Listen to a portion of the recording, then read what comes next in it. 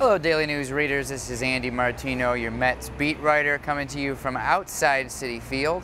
The Mets are wrapping up a homestand this week against San Francisco and Miami, which included the return of Jose Reyes to Citi Field. He was booed heavily, which is interesting for somebody who his former team, the Mets, did not offer a contract to, but people were not happy to see Jose Reyes return to Queens by and large. But, you know, the Mets dealt with that.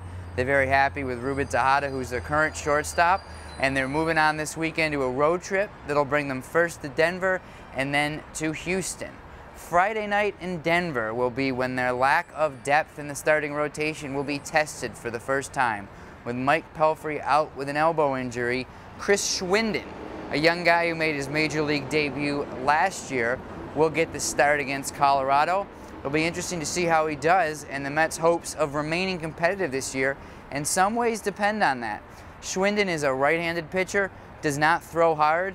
If you want to be optimistic, you could compare him to Dylan Gee, who does all right in the Mets rotation, knows how to pitch without a whole lot of fastball. And the Mets coaches like Schwinden and hope that he can be, and think that he can be, another kind of Dylan Gee type. However, at the beginning of this season, they didn't think that Schwinden was necessarily ready for a full big league year. Now, because of the injury to Mike Pelfrey, Schwinden is going to be tested in Colorado, and we'll see how that goes, and that will begin this road trip and set it off on one note or the other. After that, you go through Colorado and you go through Houston, which is interesting from a historical standpoint because, of course, the Mets and Astros came into existence in the National League in 1962.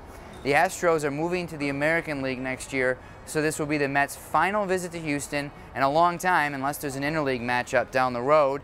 And that's something that, of immediate importance, not so much. You have two teams ultimately who will probably finish near the bottom of their division, but you have something that is interesting on a broader level for both franchises.